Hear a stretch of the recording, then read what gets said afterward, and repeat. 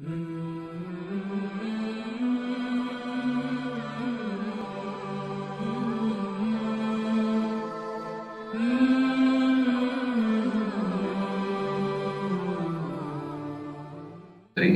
applying workload dan seri of kembali Rabbana atina munzalan barakan wa antal munzilin. Alhamdulillah berjumpa lagi di kajian Kasmaran, kajian Sakinah Mawaddah Warahmah Semarang, tentunya di Masjid Afa'uliyah dan juga didukung oleh teman-teman dari Muslim Badrul Semarang, Haja Event dan juga Muslim Basketball dan juga teman-teman dari bagian Santri Indonesia. Senang sekali saya Robin kembali menemani teman-teman semua untuk belajar bersama dengan guru-guru kita, di mana hari ini edisi perdana bersama dengan Ustadz Uzair Badrul Zaman, dan Masya Allah akhirnya bisa bertemu beliau ya, selain ketemu di rumah, karena ini beliau ini rumahnya di belakang rumah saya soalnya, jadi sering ketemu kalau pas di masjid di dekat rumah. Namun alhamdulillah hari ini bisa berjumpa di majelis Kasmaran, kajian Sakinah Mawaddah Warahmah Semarang. Langsung saja kita panggil Ustadz Uzair Badrul Zaman. Insyaallah. Insyaallah.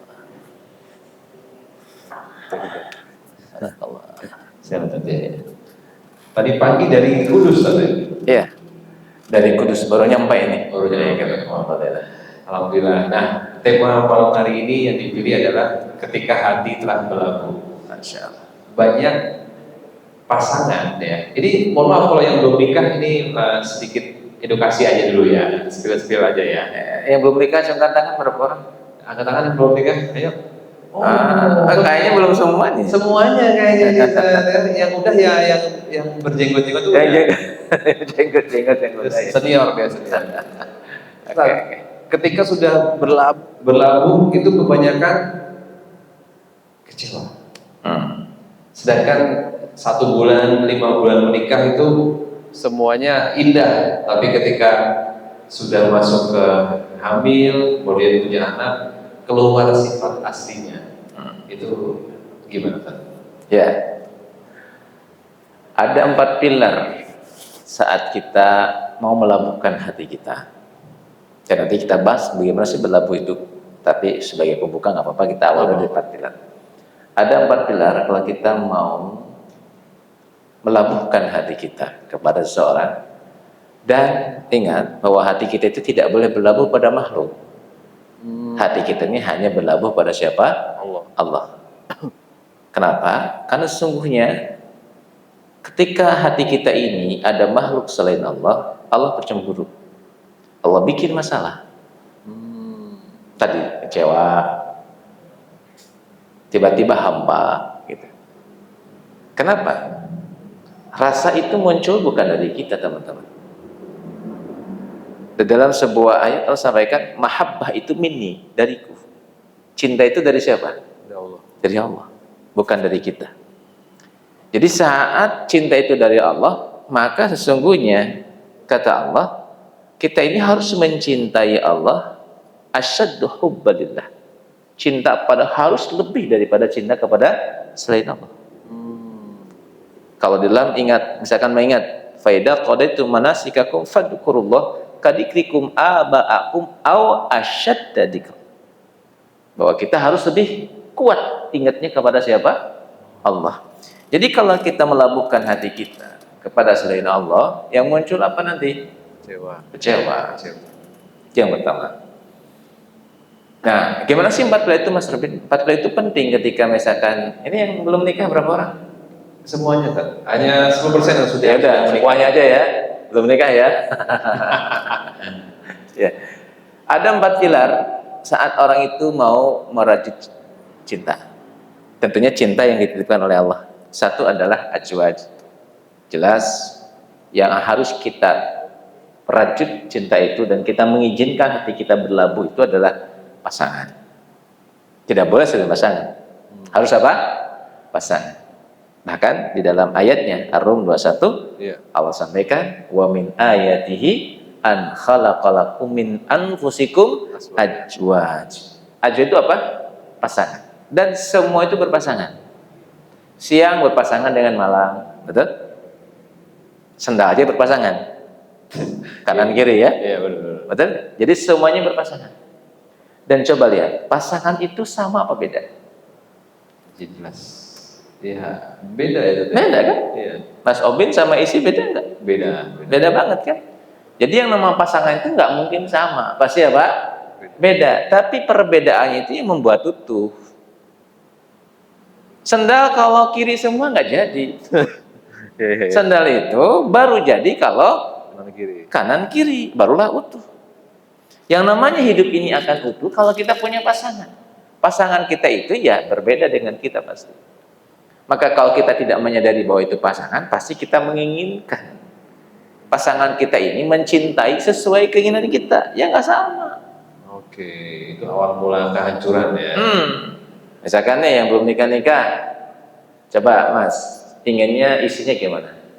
Cantik, ya, kaya raya, anak tunggal, bapaknya udah tua, gitu ya, solehah, hafid Quran, gitu kan? Itu yang diinginkan. Tapi apakah itu pasangan kita? Belum tentu. Ya Mbak ya, pasangannya gimana? Yang kayak Mang Obin ini ya, soleh, ya, kaya raya. Amin. Ya? Amin aja dulu. Soleh, gitu ya. Apakah begitu? Belum tentu. Kan itu bukan pasangan. Pasangan itu yang cocok. Dan Allah sudah menitipkan dengan ayat-ayatnya bahwa kita ini berpasangan. Dipastikan pasangan itu berbeda. Maka jangan pernah menuntut pada pasangan kita, dia mencintai kita sesuai keinginan kita. Biarlah dia mencintai sesuai dengan caranya dia. Mungkin keinginannya kita, caranya mencintai itu dengan sayangku, gitu ya. Iya. Mungkin pasangan kita nggak begitu caranya. Ambilin minum. Itu cara mencintainya, gitu ya. Padahal pinginnya kita ini lembut, tapi pasangan kita memang karena kita ini lembut, terus pasangan kita pasti sesuai dengan latar belakang. Kita ditakdirkan Allah penuh rasa cintanya di orang tua. Kasih kelembutan. Biasanya pasangan kita ini Allah kasih titipannya itu adalah dia latar belakangnya keras. Oke. Nah, kalau kita menuntut kok kaget kita kok pasangan saya kayak begini, ya memang pasangan begitu untuk membuat kita utuh. Pasangannya syukur apa? Iya. Sabar kan? Sabar juga ya. Pasangannya sabar apa? Syukur kan? Jadi kalau kita waktu kita belum berpasangan itu kita mendapatkan nikmat itu kan syukur. Iya. Maka kita butuh sabar. Dikasihlah pasangan yang membuat kita sabar. Tuh, yang udah menikah yang penuh dengan gunjing rumah tangga berarti ya udah tahu jawabannya kan? Emang begitu kunci rumah tangga tuh ya ujian. Kalau nggak ada ujian berarti nggak rumah tangga gitu. Berarti kita emang harus sadar betul kalau misalnya pasangan itulah yang membuat warna berarti. Iya. Itu kan pilar pertama memang azwaj, pasangan. Kita nggak mampu melabuhkan cinta kita kalau bukan pada pasangan. Jadi kalau nggak dapat sabarnya ya syukurnya. Itu sebaliknya ya. Ya. Jadi bisa jadi yang bersyukur itu adalah panjenengan karena isinya lembut. Isinya bersabar panjenengan. Misalkan begitu. Ketawanya kok kenceng banget ya. Dia kayaknya mengalami juga nih kayaknya. Ya gitulah kira-kira. Terkadang yang harus bersabar istrinya, terkadang harus bersabar siapa? Suaminya. Kalau nggak paham ini ya ketemu sakinah. Ingat, sakinah itu bukan pemberian loh. Yang pemberian itu cuma dua, mawaddah dan rahmah. Nanti kita bahas rahmah dan mawaddah. Kayaknya samara ya? Apa namanya? Kasmaran. Nah ternyata sakinah itu nggak bisa namanya sakinah itu datang sendiri. Sakinah itu diperjuangkan. Perjuangan sakinah itu. Jadi dua-duanya berjuang gimana cara sakinah. Nah gimana kanan kiri sakinah? Ya harus dipakai kan menjadi sandal. Nah kalau nggak dipakai sandal kan beda. Nah kalau kita ini pengen hidupnya utuh, ya berjuanglah sakinah. Pasti banyak perbedaan, pasti. Perbedaan itu memang sunatullah dan itu memang caranya. Gitu. Namun kalau kita sudah berjuang, masya Allah, sakinah itu muncul. Baiti jannati itu nggak langsung masuk. Mang Obin misalkan, Kang Obin, Mas Obin nih nikah langsung baiti jati belum dulu. Betul berjuang dulu, berjuang sampai sakinah, barulah baiti jannati. Makanya kan banyak yang orang nanti kalau sudah menikah, apalagi ini aktivis dakwah, dibayangin ya, orangnya baik gitu. Ternyata lah menikah ketahuan, ternyata suka marah gitu ya, ternyata cemberutan orangnya. Nah, itu diperjuangkan sampai nanti kita akhirnya mawaddah. Apa mawaddah itu? Los kita ini. Terima apa adanya beliau. Itu memang pasanganku. Munculnya apa tadi? Sakinah. Nah, udah sakinah udah aman. Muncullah namanya jannah, baiti jannah. Dan itu harus diperjuangin ya. Perjuangan. Satunya sabar, satu lagi syukur. Seperti kita sebenarnya nggak ada apa-apanya saatnya dibanding sama Asia ya ketika diuji Ya. seperti itu kan. Jadi buat cewek-cewek yang nanti menikah ketemu cowok yang begitu ya masih mending ya daripada Firaun ya kan. Jadi Ya. sebelum menikah pun harus punya kesadaran betul kalau misalnya kita ini akan bertemu sabar di pasangan gitu ya. Ya. Atau sebaliknya, Atau kita akan sebaliknya. bertemu syukur di pasangan. Dua-duanya ada. Tidak mungkin satu saja, ya. Pasangan kita itu membuat kita sabar, sekaligus juga membuat kita syukur, paradok. Sebaliknya, pasangan kita yang solih banget itu membuat kita syukur. Tapi sebaliknya, membuat kita sabar. Karena kayak Mang Obin yang sabar ini, banyak yang suka. La ilaha illallah. Ya kan? Maka istrinya harus bersabar kan? Harus bersabar. Bukan merelakan, tapi bersabar. Iya. Apa begitu Mas Obin? Nggak tahu saya. Saya nggak pernah ngajak itu. Nah, jadi ini apa namanya? Paradok hukumnya. Hukumnya paradok. Oke, jadi gimana nih teman-teman yang mau nikah tahun 2025 gimana nih? Udah siap belum nih? Ya, jadi pada dasarnya setiap manusia diuji ketika sudah menikah jauh lebih ujiannya dan memang betul ya ujiannya ya pasangan itu sendiri. Betul. Wow. Jadi begini, nikah itu kan paradok juga. Nikah itu adalah menyatukan yang renggang, merenggangkan yang sudah menyatu. Orang baru kenal disatukan, jadi kan satu.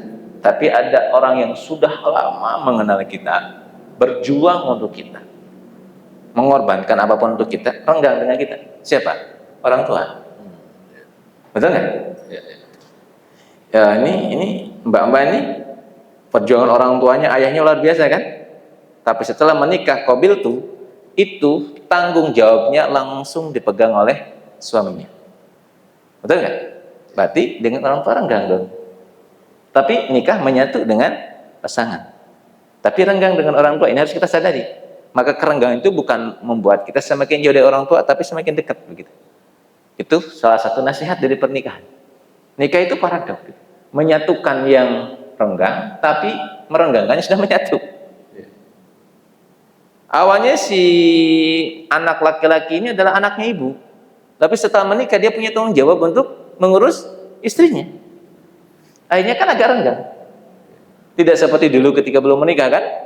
Dia betul full perhatiannya sama ibunya. Sekarang juga harus perhatian sama istrinya. Itu. Dalam banget ya. Jadi saya juga ngerasain ketika sudah menikah tuh kayak mau ketemu mama nggak bisa tiap hari kan. Ya. Dan kalaupun mau ketemu harus ajak istri juga gitu. Betul. Dan kalau ketemu sendiri kenapa ada masalah gitu jadi ya serba salah dan memang begitu ternyata ya. Saya juga baru sadar nih malam ini kalau misalnya menikah tuh ya tadi tuh membuat yang erat jadi agak renggang. Tapi dalam tanda kutip apalagi laki-laki harus tetap hubungan baik dengan orang tua. Betul, ya. betul. Nah terus gimana saat ketika sudah menikah namun faktanya adalah si istri ini kurang cocok sama orang tua kita. Nah itu gimana? Itu seni berkomunikasi, seni hidup, seni menyikapi masalah. Ingat, hidup itu 10%-nya masalah, 90%-nya penyikapan masalah. Berarti kan itu masalah ya? Semua masalah. Semua masalah. Tapi 90%-nya penyikapan masalah. Kalau salah menyikapinya, jadi masalah terus.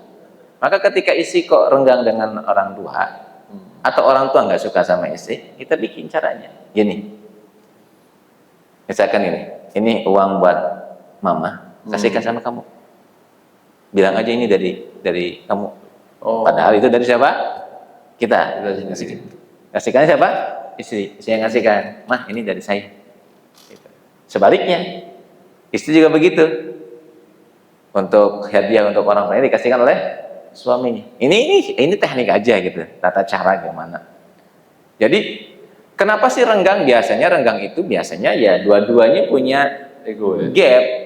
Nah, gap itu harus dihancurin dengan cara perhatian. Dan sebetulnya cara untuk menyatukan orang tua itu kan sederhana. Satu, dihormati, diperhatikan, disayangi, udah itu aja. Dihormati, dia dianggap bahwa dia orang tua, disayangi. Kalau mohon maaf, kalau siapa namanya mantu itu biasanya sedikit ada overthinking. Jangan-jangan terus saya dibanding-bandingkan sama anaknya begitu. Nah, itu harus dihilangkan overthinkingnya. Begitu. Maka pandai-pandailah sang anak ini menyampaikan promosi tentang mantunya. Oke. Ya, gitu. Ya, akhirnya nanti aman, insya Allah. Iya sih, banyak kan overthinking tadi ya. Dan padahal Allah tuh menolong hambanya yang istighfar, bukan yang overthinking ya kan? Betul. Menolong yang istighfar ya. Oke, dan teman-teman sekarang kalau misalnya mau tanya boleh tulis di kertas biar lebih lengkap, atau mungkin nanti di pukul 8:30 akan diberikan kesempatan untuk yang ingin tanya langsung pakai mic ya. Baik Ustaz, selanjutnya nih Tad, kalau ada kasus di mana sudah berlabuh tadi kan ya, sudah melabuhkan hati, sudah mantap kalau ini akan menjadi jodohnya. Namun setelah khitbah ternyata kita ini sebagai laki-laki ini tidak sesuai dengan yang diharapkan orang tuanya. Itu gimana menyikapinya? Padahal udah yakin banget nih si akhwat nih bakal jadi istrinya. Ya. Jadi selama belum ada qabil itu belum yakin. Jadi makanya hati itu berlabuh sebetulnya setelah menikah. Karena ada persyaratan berlabuhnya hati ya. Jadi harus kita yakini sebelum kita mengatakan qabil atau dalam bahasa filar yang kedua misaqan golido, ikatan yang kuat antara dua insan itu, maka saat itu kita belum bisa mengatakan bahwa ini jodoh saya. Ini baru ikhtiar. Namanya ikhtiar, kita harus berlapang dada. Maka memang kita menahan diri kita untuk tidak segera melabuhkan hati kita kepada selain pasangan.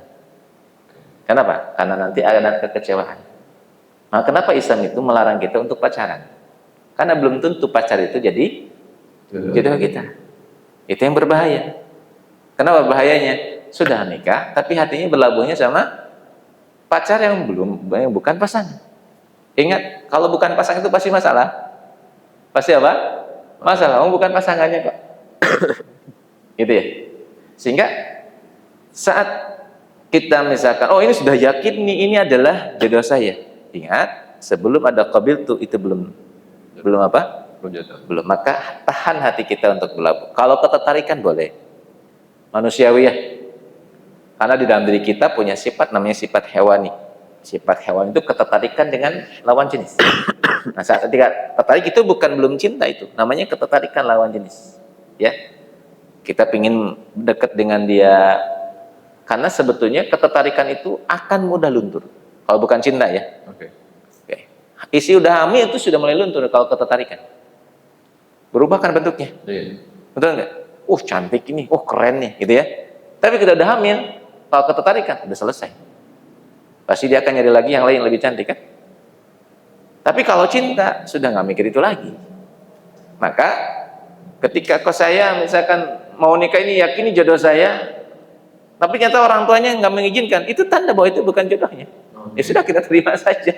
Tapi kalau udah jodohnya itu, walaupun orang tuanya tidak menerima, biasanya terakhirnya yang menerima. Begitu. Kan tetap ikhtiar ya. Maka kan sebelum kita menentukan kemana kita berlabuh, istiaroh dulu. Ini cocok enggak menurut Allah? Apakah ini pasangan saya atau bukan? Gitu. Masya Allah. Gitu. Ya sih, ketika saya khitbah itu kerasanya memang ya itu tadi baru ketertarikan dulu. Tapi ketika sudah sah benar-benar jam kabul itu kayak wah ini tanggung jawab sebagai pasangan hidup gitu kan. Dan sebagai partner yang tadi Ustaz sampaikan juga benar teman-teman. Kalau misalnya ya namanya pasangan tuh ya harus menerima sabar syukurnya ya. Dan apabila Ustaz sudah menikah namun tiba-tiba di tengah jalan ada perubahan yang bikin jadi rasa cinta itu luntur, itu gimana Ustaz? Ya. Rasa cinta itu luntur ada beberapa sebab. Ya. Sebab pertama adalah karena kita tidak amanah terhadap rasa itu. Ingat, rasa itu bukan punya kita. Saya ulangi, mahabbah minni. Cinta itu dari siapa? Allah. Ingat, Saat kita lahir, tiba-tiba muncul rasa cinta dari orang tua kita kan. Mas Obin punya anak kan? Iya. Kan tiba-tiba cinta aja kan? Tanpa diundang kan? Tanpa diundang. Nah, itu kan cinta dari Allah.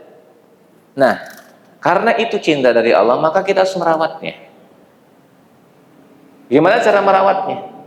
Mana yang sudah menikah 10 tahun? Jangan tangan ada? Iya. Nah, nggak ada, ini belum pada menikah ya? Belum menikah Pak? Belum ya? Jadi saat kita menikah itu kan awal-awal tuh senang sekali. Tapi kalau udah 20 tahun, kok udah nggak ada rasa ya? Ketemu sama pasangan tuh biasa-biasa aja. Nah, ini nggak boleh. Itu namanya hampa. Contoh, kita punya HP iPhone pertama, senangnya minta ampun. Kalau udah 2 tahun, biasa aja. Itu namanya hampa. Berkurang rasa syukurnya. Jadi kenapa kok pudar? Itu bisa dipastikan kita nggak mensyukuri rasa itu. Nah, apa sebabnya? Tadi kita menolak. Menolak apa? Menolak sesuatu yang telah Allah karuniakan. Misalkan ini botol ini, kita anggap botol ini punya apa? Punya manfaat kan? Air minum lah. Wah, ini botol ini bagus. Tapi ternyata di botol ini ada kekurangan, cacat di sini, cacat di sini, cacat di sini. Terus kayaknya nggak bagus ini. Tinggalin. Nah, yang membuat kita ini memudar rasa cintanya karena kita tidak mau menerima pemberian dari Allah itu. Ingat, pasangan itu kan pemberian dari Allah, betul tidak? Ya. Kalau itu pemberian dari Allah, maka pasti di balik itu ada kebaikan untuk kita. Yang membuat memudar apa? Biasanya kecewa. Ekspektasinya nggak sama. Aduh, kok kayak gini ya sih saya ya? Harusnya kan seorang istri itu kan biasanya ego kita begitu. Harusnya kan seorang istri itu kan melayani. Kok nggak sopan sama saya? Dalam hati begitu. Itu kan muncul apa? Memudar tuh cintanya. Yes. Yang penting ini amanah aja dari Allah. Apa-apa lah. Nah, jadi dia bertemu dengan pasangan itu bukan lagi cinta, ikatan amanah saja. Udah punya anak, ya sudah. Semua jalannya wae. Jadi sudah luweh ya. Cuek gitu, terserah lu gua. Nah, ini udah kacau. Ini udah nggak ada maba di sini. Sudah tidak berlabuh hatinya. Begitu. Tapi saya pastikan orang yang hatinya berlabuhnya kepada Allah, semakin dia cinta sama Allah, semakin dia cinta kepada pasangannya. Dan mohon maaf, cinta itu tidak ada syarat. Tidak ada syarat. Tidak ada syarat ya. Meskipun si suami lagi diuji kebangkrutan, meskipun si perempuan habis sesar perutnya berantakan gitu ya. Memang seperti itu tadi. Ya. Karena kan tadi Ustadz sampaikan kalau misalnya ketertarikan itu ada batasnya. Yang tadi sampaikan Ustadz, kalau misalnya istri berubah, ya berubah juga gitu. Ya. Jadi cinta itu nggak ada syarat. Istri mau gimana punya tetap kita layani, kita cintai, dan itulah yang akan membuat cinta kita ini, mohon maaf ya, cinta itu tumbuh besar baik itu pengorbanan. Tidak ada namanya cinta akan tumbuh kalau nggak ada pengorbanan. Ketika Nabi Ibrahim berikrar bahwa saya mencintai Allah, apa yang Allah sampaikan? Pengorbanan kan? Anak dan istrinya ditinggal di lembah Bakah. Selanjutnya anak yang dia dicintai suruh disembelih, itu kan pengorbanan. Dan setelah kita berkorban, apa yang terjadi? Qarib, dekat. Apa yang membuat kita dekat sama anak sih? Banyak berkorban buat anak. Maka jangan pelit, berkorbanlah untuk pasangan kita, pasti kita cinta. Dan cinta itu enggak, mohon maaf ya, misalkan suami sudah nggak mikir lagi dicuciin sama istri, udah nggak mikir. Udah nggak mikir disetrika istri, udah nggak mikir. Saya juga bisa nyuci sendiri kok. Saya juga bisa nyetrika sendiri kok. Saya juga bisa masak sendiri, nggak pernah mikir itu. Maka istri mau masak, mau enggak, itu nggak ada peduli buat kita. Karena kita ini mencintainya bukan karena dia, tapi karena yang di atas ini yang mengizinkan kita mencintai. Dan Masya Allah Pak Ibu, ketika kita mau melabuhkan hati kita karena Allah, sesungguhnya kita ini sedang apa? Sedang memupuk cinta kita kepada Allah. Dan yang ajaibnya, cinta kita semakin besar. Besarnya kenapa? Ke Allahnya. Dan ke manusianya itu murni cintanya. Ya. Matanya itu sudah berubah jadi ainul rahmah. Matanya penuh apa? Cinta. Menatap itu cinta. Dan udah kalau begitu, pasti kelepek-kelepek pasangan kita. Insya Allah, saya mengalami betul Ustaz, karena namanya perjalanan cinta itu memang harus banyak melihat kelebihan pasangan. Betul. Sampai ada di episode saya tulis apa kelebihan istri saya tuh, saya tulis di note. Dan ketika lagi down, ya tadi ada ujian-ujian itu kan baca itu kayak udah balik lagi. Memang tadi Ustaz sampaikan ya, kita memang harusnya memang mencintai ya dari Allah dulu.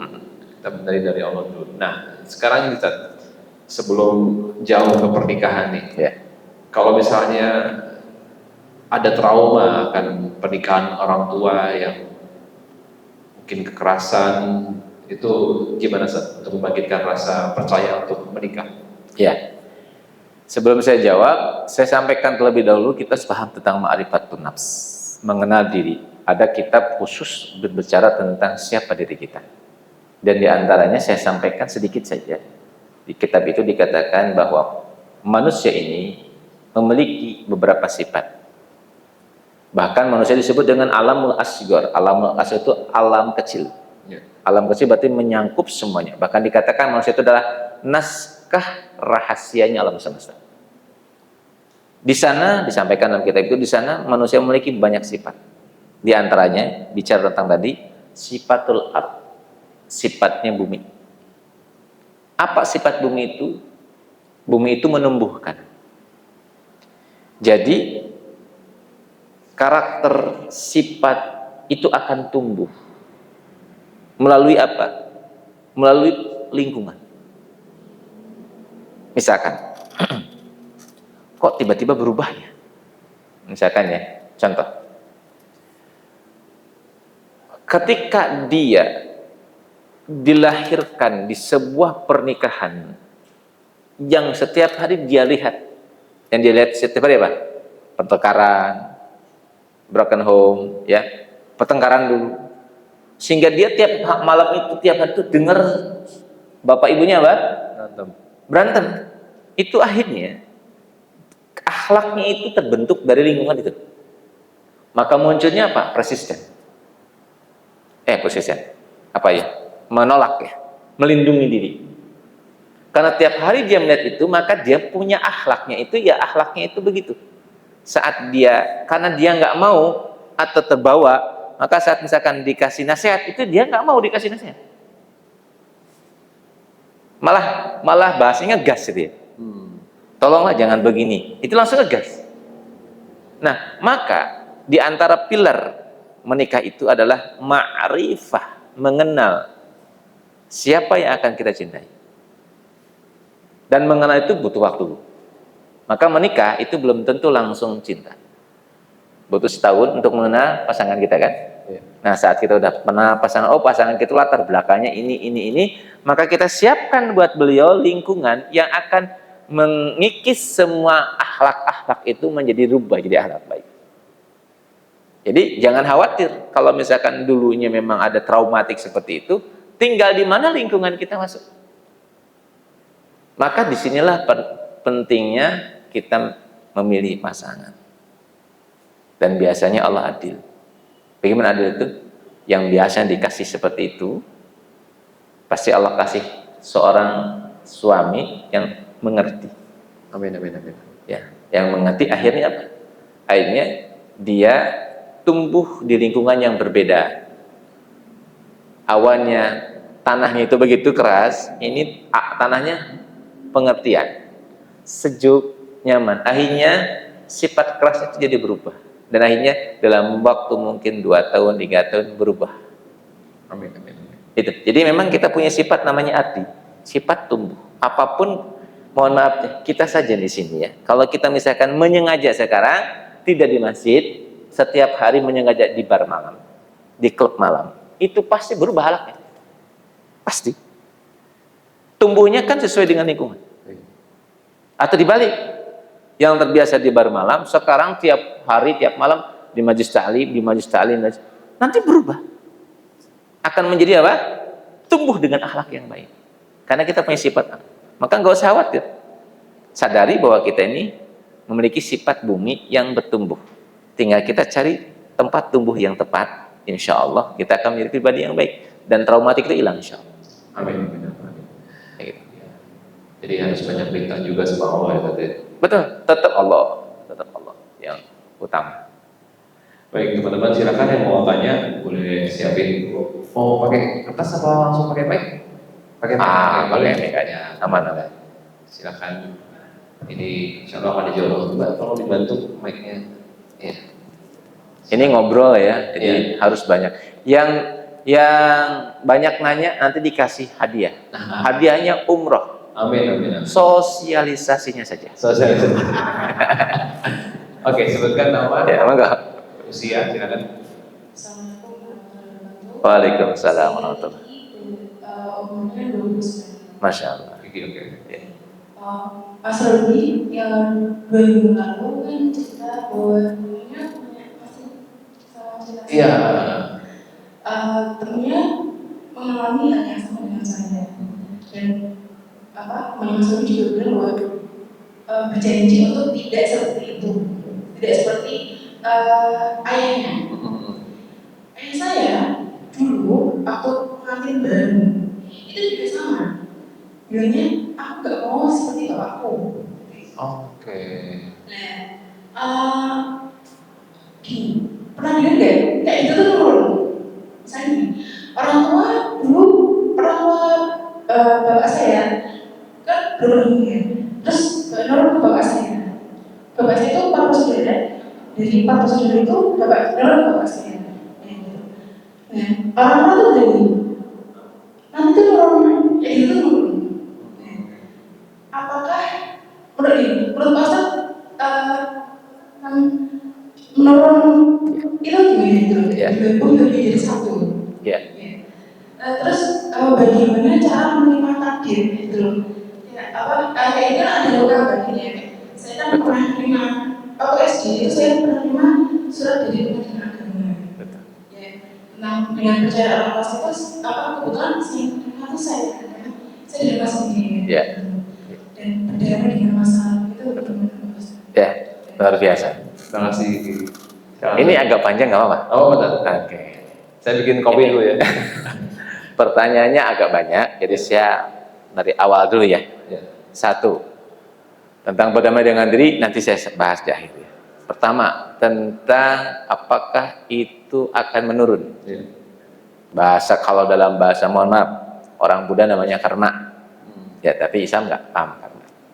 Ingat, ada hadis qudsi yang mengatakan Allah sesuai prasangka hambanya. Kalau kita mengatakan menurun, ya akan turun. Tapi kalau kita mengatakan enggak akan. Tapi enggaknya itu bukan dari emosi. Ingat, bukan karena kita meyakinkan enggak, tapi hatinya mengatakan iya. Itu namanya melawan. Yang terjadi kebalikannya pasti. Maka mengatakan enggaknya itu kesadaran. Enggak, ada Allah. Kalau belum masih ada penolakan, jangan bilang enggak dulu. Jadi keyakinan itulah yang harus kita rubah. Mindset itu yang harus kita rubah, karena itu kan bagian dari indoktrinasi, hipnosis ya, yang masuk ke dalam diri kita seakan-akan bahwa kita, mohon maaf, tanda kutip, dikutuk. Kenapa saya kok dilahirkan dari orang tua yang kayak gini? Gitu kan? Tanda kutip ya. Nah, ini adalah hal yang harus kita rubah mindsetnya. Kita punya Allah, saya juga punya Allah. Allah Maha Baik. Jadi ingat, Allah sesuai prasangka hambanya. Merubah mindset, merubah keputusan memang panjang. Cuma poin utama yang ingin saya sampaikan ke panjenengan, pelajaran sekarang adalah pelajaran yakin. Yakin pada siapa? Allah. Maka poin utamanya, putuslah ya rantai ini. Yang memutus siapa? Jenengan. Putus rantainya, sehingga tidak ada yang seperti ini lagi. Sehingga cara gimana? Mohon sama Allah, doanya cuma satu, ya Allah yang soleh. Itu aja, ya Allah yang soleh. Amin. Itu ya yang pertama, putus. Yang kedua, tentang luka batin. Nah, luka batin memang memiliki beberapa tahapan agar kita bisa selesai luka batin. Saya sampaikan ke jenengan, lakukan setiap mau tidur tahapan-tahapannya. Tahapan pertama apa? Tahapan pertama adalah kita menerima terlebih dahulu. Terima apa yang sudah terjadi itu. Terima dulu. Sebelum menerima, saya sampaikan terlebih dahulu tentang anatomi manusia. Jadi gini, singkat aja ya, karena anatomi panjang. Perasaanku. Berarti aku ini perasaan atau perasaan milikku? Perasaanku. Aku ini perasaan atau perasaan milikku? Yang betul yang mana? Perasaan milikku. Hatiku sakit. Yang sakit itu aku atau hati? Perasaanku sakit. Yang sakit itu aku apa perasaan? Aku. Perasaan kan? Bukan aku kan? Berarti yang tersakit itu aku atau perasaan? Perasaan. Berarti kan aku nggak tersakiti. Karena aku nggak tersakiti, maka bikin jarak antara rasa sakit itu dengan aku. Sehingga kita menyaksikan rasa sakit itu. Kalau tidak ada jarak, maka aku seakan-akan perasaan, sehingga akhirnya kita terbawa dalam perasaan sakit itu. Tapi kalau kita letakkan perasaan, ini kan bukan aku, ini kan perasaanku yang sakit. Betul nggak? Sekarang pertanyaannya, ketika kita sudah begini saja, itu sudah better, sudah oke. Kenapa? Karena kita sudah bisa mengendalikan si perasaan. Karena aku bukan perasaan, gitu ya. Nah setelah itu kita terima saja dia, saksikan saja. Kamu sakit ya. Kenapa kamu sakit? Karena kamu punya ego kan? Pasti sakit kan?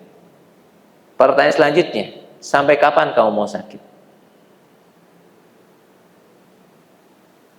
Terganggu nggak engkau dengan rasa sakit itu? Terganggu. Bolehkah perasaan itu kamu lepaskan? Jawabannya gimana? Boleh. Kapan? Jawabannya kapan? Sekarang. Terus kita hembuskan nafas, baca Al-Fatihah, hembuskan. Tanya kepada diri kita, terganggu nggak? Terganggu. Mau melepaskan? Mau. Kapan? Sekarang. Ya sudah, lepasin aja. Karena yang membuat sakit itu karena kita kan nggak melepasinnya. Terus aja diingatan kita kan. Coba kalau kita lepasin. Nah pelan-pelan lepasin. Maka luka batin itu akan hilang. Kenapa? Luka batin itu karena hati kita itu memang bagian dari teknologi canggih Allah Subhanahu wa Ta'ala. Maka luka batin itu akan menarik luka-luka yang lain. Law of attraction. Hukum tarik menarik. Saat jiwa kita sakit, yang ketarik bukan yang positif, pasti yang sakit-sakit. Ketemunya yang sakit-sakit terus. Kenapa? Karena kita pegang sakitnya. Sakitnya sih cuma ini berapa kilo? 600 mili. 600, berarti berapa? 6 on? Ya, gitu. 6 gram ya? Ini cuma 6 gram ringan, tapi saya pegang 2 jam, pegel nggak? Pegel kan? Lama-kelamaan sakit nggak? Nah kita ini kan mungkin sakitnya sedikit, cuma kita pegang terus di hati kita. Akhirnya pegel hati kita, capek. Maka harus proses namanya proses melepaskan. Kalau dalam bahasa Islamnya tawakal, serahin sama Allah. Kalau dalam metode baratnya namanya sadona method. Jenengan cari sadona method, nanti jenengan tahu bagaimana cara melepaskan luka batin. Ya. Tapi kalau dalam ilmu agama ini namanya tawakal, serahin sama Allah aja. Ya. Gitu ya Mbak ya. Ini panjang tapi ya sementara itu. Karena nanti kalau bahas tentang luka batin memang harus ada proses ya. Nanti kita bikin tema khusus saja ya. Khair, insyaallah. Menerima, Jadi dalam menerima takdir pun juga sama saja. Kita harus banyak tawakal ya. Ya terima dulu takdir itu. Kalau terima itu gimana? Ayo kita buka dulu deh. Buka dulu ya. Bang Obin bawa HP enggak? Handphonenya dibuat live. Oke, coba buka Mbak ya. Buka, punya Quran enggak? Punya. Coba buka surat 64 ayat 11. 64 ayat 11. At-Taghabun ayat 11. Satunya sampingnya Mbak nyuwun bantosan, buka surat 20 ayat 6. Sampingnya 20, panjenengan 64 ayat 11 ya. Oke. Agar kita clear. Siap, Sudah? sudah. Sudah, silakan dibacakan. Ya, artinya aja silakan. Artinya aja. Tidak ada sesuatu musibah yang menimpa seseorang kecuali dengan izin Allah. Nah, stop dulu. Tidak ada musibah yang menimpa seorang kecuali Atas izin Allah. atas izin Allah. Semuanya dalam izin Allah ya. Lanjut. Dan barang siapa beriman kepada Allah, niscaya Allah akan memberi petunjuk kepada dirinya. Barang siapa yang yakin bahwa musibah itu dari Allah, niscaya Allah beri kasih petunjuk ke hatinya. Harus yakin ini dari izin Allah. Sekarang 20 ayat 6 boleh dibaca? Sudah dapat belum? 20. Quran surat Surat Toha ayat 6. Ya.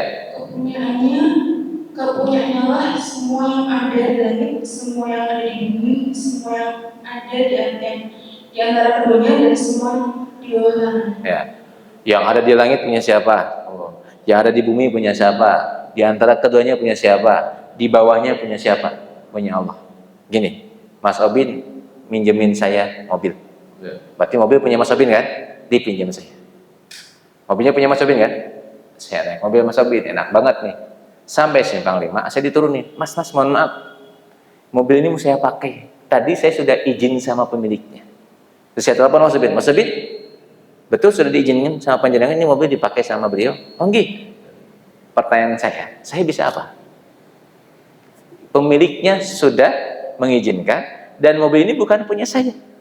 Punya pemiliknya. Saya bisa apa? Kecewa? Enggak kan? Ya kan terima aja kan? Kenapa? Kan bukan milik saya. Ya. Sekarang mohon maaf, orang tua punya siapa?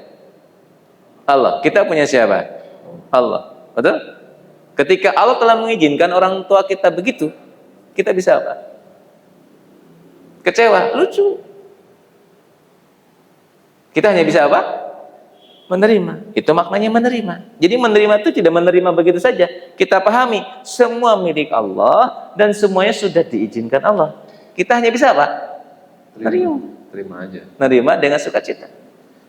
Nah, saat kita menerima itulah maka ayat ini berbunyi wasta'inu bis-sabri was-shalah. Mintalah pertolongan pada Allah dengan sabar dan salat. Maka minta sama Allah dengan cara apa? Kita terima apapun yang Allah berikan, insya Allah Allah tolong. Bahkan Allah sampaikan di ayat yang lain, sesungguhnya pahala orang sabar itu Allah sempurnakan bighairi hisab, tanpa hitungan. Pahala apa? Lailatul Qadar 1000 bulan. Betul enggak? Tapi pahala sabar enggak ada batasnya. Jadi itu caranya. Terima, bukan nerima itu bukan terpaksa. Terimanya karena ini punya Allah, sudah diizinkan Allah. Bisa apa? Iya. Nggak bisa apa-apa kan? Saya jadi ingat ini, Ustaz. Istri saya tuh akhir-akhir ini lagi sering sholawat kan. Nah. Terus dia sering baca quotes-quotes dan juga fakta-fakta orang-orang yang udah sholawat, Allah kabulin semuanya. Nah. Dan dia sholawat karena udah nerima takdir Allah gitu loh. Dan akhirnya dia sholawat akhirnya sampai ke hati kan. Ya. Dan akhirnya Allah kasih. Ya. Dan benar-benar yang tadi Ustaz sampaikan kan di Quran juga, ya Allah akan ngasih pada hambanya yang percaya gitu kan. Nah kalau kita nggak punya keyakinan ini semua dari Allah, ya gimana Allah mau ngasih apa yang kita mau gitu Ya. Allahu Akbar. Jadi simpelnya yang tadi Ustaz sampaikan juga, hidup ini 10% masalah, 90%-nya cara menanggapi masalah itu. Kalau kita nanggapinnya pakai ego, pakai nafsu kita, pasti jebol semua saat ya. Betul. Dan tadi jauh dari pertolongan Allah. Ya. Kenapa? Karena sesungguhnya masalah itu bukan dengan orang lain. Masalah itu dengan ego kita sendiri. Mas Obin tidak masalah dengan istri. Mas Obin sedang punya masalah dengan egonya sendiri. Apa egonya? Egonya pengen dilayani istri. Iya benar. Berarti sebetulnya nyari masalahnya kemana? Bukan nyari keluar, ke dalam. Oh iya saya punya ego nih.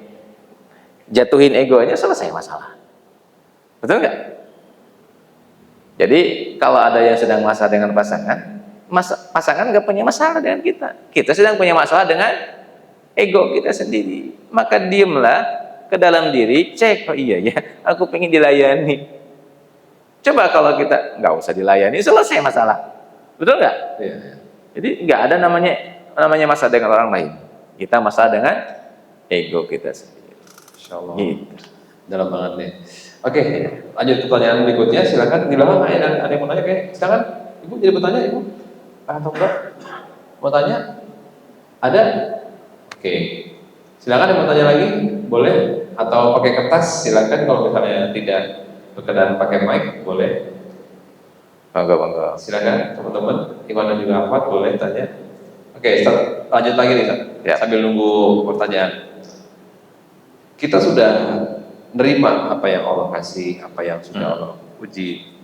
Tapi sebagai manusia yang lemah ini sering ngeluarin kata-kata yang mungkin tidak pantas, kayak bahasanya sambat gitu lah. Itu gimana biar kita bisa mengurangi gitu? Ya, kita sadari bahwa kita ini manusia ya. Manusia itu pasti memiliki sifat. Sifatnya apa? Sifatnya adalah halu'a, keluh kesah. Itu kita pahami. Namun ketika kita sudah sadar bahwa kita ini halu'a, segera kita merubah. Karena kita pun punya sifat namanya malakut, sifat malaikat, di mana kita tunduk patuh terhadap ketentuan Allah. Jadi ya manusia itu ya pasti ada kecewanya dulu. Enggak langsung kayak malaikat ya, terima gitu enggak. Pasti apa? Ada kecewanya dulu gitu. Namun hamba Allah yang beriman, Allah tolong, Allah berikan pada hatinya petunjuk, sehingga akhirnya sambatnya itu berubah menjadi syukur dan sabar. Tapi sambat pertama nggak masalah, namanya manusia. Kok saya sambat ya? Dia manusia, bukan malaikat. Cuma saat kita berproses itulah yang membuat Allah cinta sama kita. Ya Allah, saya itu nggak enak sebetulnya ya Allah, marah sebetulnya saya. Tapi kan ini takdirmu, saya terima ya Allah. Sebenarnya saya nggak suka kayak gini, tapi saya terima ya Allah. Nah saat itu kita lakukan, akan muncul apa? Rasa cinta dari Allah. Nah Allah kasih petunjuk, kasih hikmah. Wa may yu'min billah yahdi qalbah. Siapa yang yakin bahwa ini izin Allah, yahdi qalbah, Allah berikan kepada hatinya apa? Petunjuk. Kira-kira musibah itu mengenakan nggak Mas Obin? Ya, pada akhirnya saya bersyukur Ustaz, kalau nggak ada ujian, itu saya mungkin disibukkan sama hal yang sia-sia. Nah, berarti kan kalau begitu musibah itu baik apa buruk? Ya, baiknya sih jangan ada musibah. Ya bener kan, kalau misalnya kita dapat musibah terus tuh kayak, ya tapi ya baik juga, bener sih. Kita disibukkan sama hal yang begitu ya, jadi istighfar. Maka saat kita melihat sesuatu itu, ingat dengan At-Taghabun ayat 11 tadi, 64 ayat 11. Apa? Semuanya izin Allah. Gini, kalau kita melihat izinnya, maka kita akan tidak gini, kita kan marah ya. Contoh sederhana gini, saya sedang tawaf, saya ada yang dorong dari belakang, jatuh saya. Refleks saya gimana? Marah nggak? Marah. Kenapa? Saya punya ego kan? Ego yang melindungi diri kan? Asem, bahasa gitu kan? Didorong, gitu kan? Gitu kan? Asem. Pas dilihat, ternyata yang dorong saya Imam As-Sudais. Sudah julurin tangan saya dan tersenyum, Afwan gitu ya. Apa yang jadi marah nggak? Enggak kan? Dicium tangannya kan gitu. Kenapa? Ternyata saat kita sebetulnya mau marah kan jelas jatuh kan. Tapi ketika lihat yang menjatuhkan kita sesat mulia, nggak jadi marah. Dalam kehidupan kita kan tawaf tuh, didorong sama Allah, jebut bangkrut, jebut punya utang, jebut ada masalah sama istri. Kalau kita melihat kepada masalah, itu pasti sambat. Tapi ya gitu, kayak gini, gitu ya. Tapi kira-kira siapa sih yang menjatuhkan saya? Oh, ternyata pemilik hidup saya. Ampun ya Allah, izin Engkau ya Allah. Begitu. Iya sih. Tapi awalnya ya marah dulu. Biar. Awalnya saya juga shock juga kan. Saya seumur hidup nggak pernah Ustaz. Mobil saya naik towing itu nggak pernah. Dan saya naik towing sama anak istri. Dan itu dari tol sampai Semarang Ustaz. Pertama kali saya Ustaz. Saya udah dulu pernah batin Ustaz.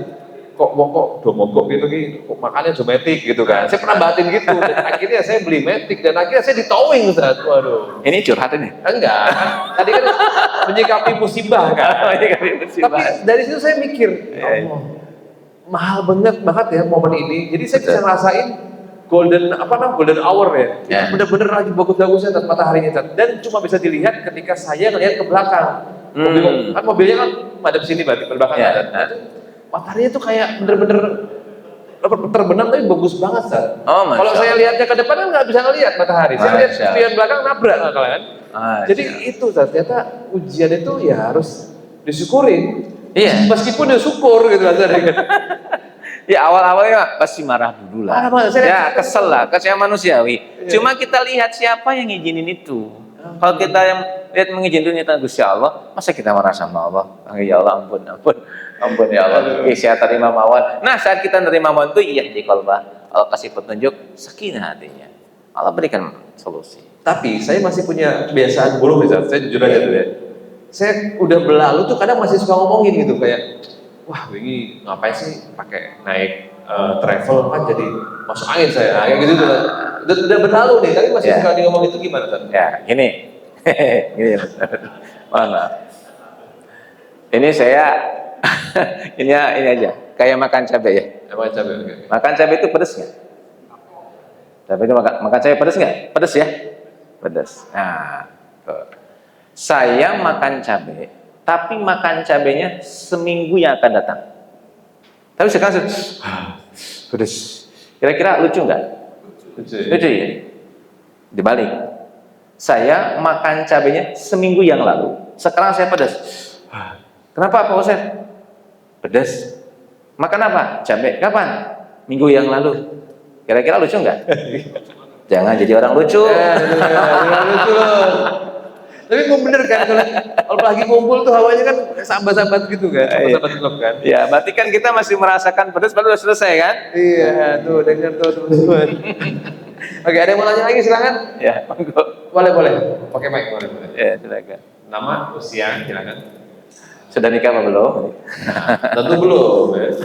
Bismillahirrahmanirrahim. Assalamualaikum warahmatullahi wabarakatuh. Waalaikumsalam. Assalamualaikum Ustaz, Ya. Robi, dan teman-teman. Nama saya antara usia 24 tahun. Masya Allah. Mohon dikoreksi kalau ada salah kata Ya. ya Ustaz dan ada orang yang ngomong kalau misal jodoh itu cari yang sefrekuensi karena ketika berumah tangga itu selain tujuan yang mantap komunikasi juga diperlukan di dalam sebuah rumah tangga.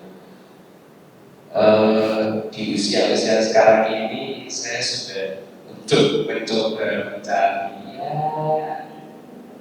pasangan gitu ya. Cuma beberapa menemukan yang sefrekuensi, beberapa kali menemukan komunikasi itu enak nyambung. Cuma kok yang jadi pertanyaan kok nggak bisa nyatu di situ? Nggak ya satu dua orang itu visi oke lah, cuma kok nggak bisa nyatu. Pertanyaannya simpel aja Pak Ustadz dan Bang Robi. Sebenarnya definisi jodoh itu bagaimana? Bisa dikatakan sebagai dia itu pasangan atau jodoh kita itu seperti apa? Karena di usia sekarang ini kan tidak menutup kemungkinan di mana untuk menikahkan memerlukan bekal juga finansial itu kan juga perlukannya. Harapan saya mantap ke satu orang dan mempersiapkan itu entah itu bersama atau masing-masing. Terima kasih. Assalamualaikum warahmatullahi wabarakatuh. Waalaikumsalam. Mau nggak jawab? Ustaz aja. Ya, sebetulnya pasangan itu apa sih? Pasangan itu tulang rusuk kita yang sudah Allah titipkan sejak dahulu kala, sudah Allah sampaikan di Lauhul Mahfuz. Hadis Imam Nawawi, hadis Arba'in dikatakan nomor 4 ya. Ketika manusia diturunkan ke muka bumi ini, Allah sudah catatkan 4 hal. Jodohnya, matinya di mana, rezekinya, takdir baik buruk, betul? Berarti pasangan itu sudah ada. Dan pasangan kita tidak mungkin diambil orang. Maka nggak usah nyari-nyari pasangan. Fokuskanlah diri kita untuk memantaskan diri kita ketemu dengan pasangan kita. Andai kita ingin sefrekuensi, lihat frekuensi kita.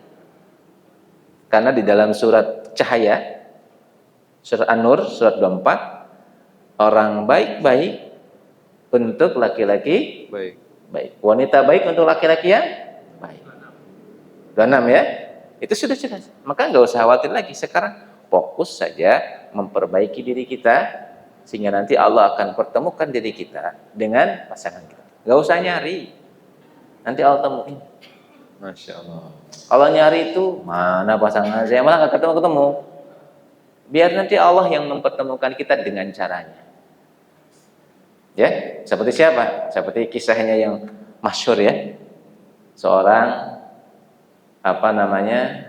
santri yang bilang kepada kiai, saya pengen punya jodoh. Ya sudah, kalau pengen punya jodoh, kamu segera iktikaf di masjid. Boleh diikuti ya. Iktikaf di masjid 40 hari. Ngapain di sana? Membersihkan hati. Betul-betul mengosongkan hati dari siapa? Dari semua makhluk Allah. Hanya Allah aja. Banyak zikir, baca Quran, terus 40 hari di masjid. Selesai 40 hari, apa yang dilakukan oleh hamba Allah ini? Keluar. Yakin dengan petunjuk gurunya, dia senyum-senyum. Mana jodoh saya? Sambil keluar dari masjid mau pulang ke rumah. Masya Allah. Tiba-tiba setelah keluar masjid, ada anjing. Ngejar dia. Lari kan? Kok bukan dikejar jodoh, malah dikejar apa? Anjing. Karena kaget, akhirnya kan larinya nggak cepet. Kegigitlah dia sama anjing. Sambil berdarah. Dalam banget. Akhirnya naas. Dia harus dibawa ke rumah sakit kan? Dalam hati, ya Allah, bukan jodoh yang datang, malah anjing yang datang. Nah, akhirnya dibawa ke rumah sakit. Nah, sampai rumah sakit, akhirnya apa? Dirawat di sana. Ternyata perawatnya perempuan. Tiba-tiba lihat matanya, kok hatinya berlabuh. Nah, tanya, kamu dari mana? Ternyata satu kampung. Kenalan, boleh. Setelah mau dihitbah, sudah punya jodoh. Nggak jadi. Ini malah bad ending nih. Baru mau bayangin dia tuh, aduh, nanti abis ini dikit anjing gak apa deh ya Allah gitu kan. Baru mau bayangin dia, nggak jadi. Ya, intinya Allah kasih jodoh itu, insya Allah. Dengan caranya Allah, ya. Entah dikejar anjing dulu, Jangan. entah gimana. Atau di pengajian, ya Allah temukan. Tapi jangan nyari. Apa? Fokuskan, ya Allah, hamba sudah siap menikah. Datangkan pasangan hamba kepada hamba. Pasangan panjenengan pasti yang mengerti panjenengan, pasti yang paham panjenengan, pasti pasangan panjenengan itu lawan dari panjenengan. Yang membuat panjenengan bersabar dan bersyukur. Gitu ya. Bismillah. Insya Allah. Dan biasanya ada getarannya dulu sih. Kayaknya ini Amin. cocokan. Bismillah. Cukup jawab ya. Jadi fokusnya ke Allah aja. Teman-teman yang lagi ikhtiar, yang tahun 2024 belum ketemu jodohnya, masih ada 2025, masih ada 2026 sampai 2030 masih ada ya. Oke, ada yang mau tanya lagi sebelum tutup? Oke, cukup ya. Baik.